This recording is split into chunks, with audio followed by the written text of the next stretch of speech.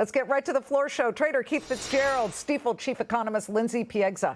Lindsey, this market is taking off even in light of the fact that we have this unbelievable payrolls number. Now, manufacturing payrolls declined by 2,000 in May, but 257,000 of the 339,000 jobs created during the month were in the private sector of the business world, service business. Interpret what the Fed is thinking right now. Is it, we have to raise interest rates again at the next meeting? You're right. We did see some underlying weakness in manufacturing and information services, but broadly speaking, this was a very solid report.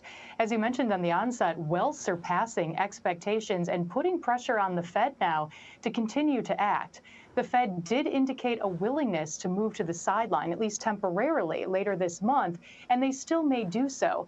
But any decision to implement a temporary stay in terms of further rate increases will be made in spite of the data, not because of the data.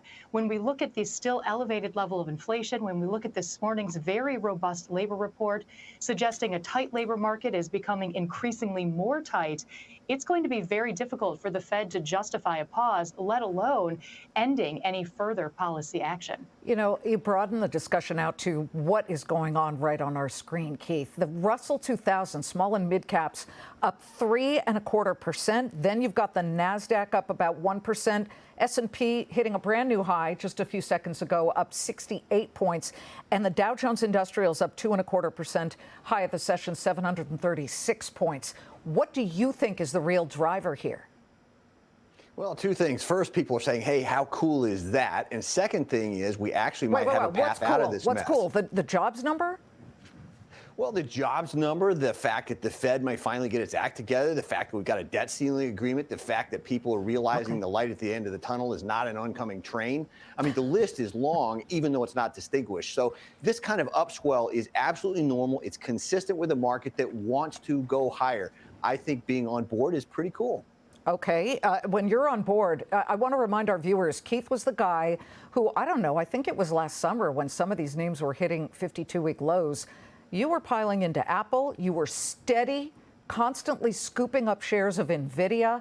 Have you sold any of those? Because right now you've got Apple, Meta, Microsoft. I know you like Microsoft. Those are hitting 52-week highs right now.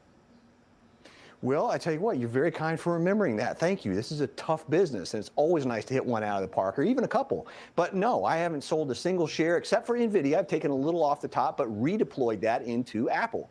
I think all those stocks have a long way to go. I've bought some AbbVie. I bought some other large caps because I think this market wants to run, and I want to be ahead of that. Yeah, you're not even breaking a sweat. You're still going there. Lindsey, which sectors do you think have real opportunity here? I was coursing through all of my sector stocks, and I looked at hospitals. They're moving higher.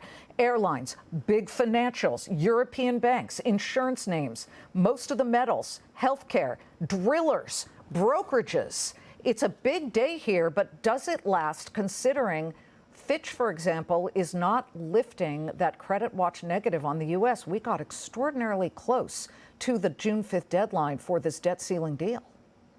Well, aside from the credit watch, I think we have to look at the longer-term sustainability of the economy. Right now, with the Fed continuing to raise rates, presumably in its fight against inflation, the economy is likely to slow. Now, most economists, ourselves included, have pushed out that recession call to the end of this year or early 2024, but the weakness is already very much in place. So when we talk about deploying capital, looking for those areas of opportunity, we have to put it against the context of a slowing or weakening economy. So we're looking at areas like staples, utilities, consumer discretionary, areas that are likely to maintain at least some level of momentum, even as that top-line GDP picture begins to deteriorate into the second half of the year, or again, as I mentioned, into early 2024. There's always the belief, Keith, that the markets are ahead of the economy by a few steps. I do want to keep our eye very closely on the S&P 500. Just a second ago, it hit a fresh high. Folks, 69 points to the upside. I believe at the moment it's up just about 68 points. So at 69 points, it's 2 points away, just a bit over 2 points away from exiting bear market territory. Why not sell more? I mean, you say you're continuing. You haven't sold a single share of Apple. I know Apple has its worldwide developers conference on Monday. It could be unveiling its AR/VR headset. that may be a big catalyst. Is that why you're not selling any Apple? No, it's actually something that Lindsey mentioned just here a minute. Very, very sharp point. You've got to be very careful which names you stick with.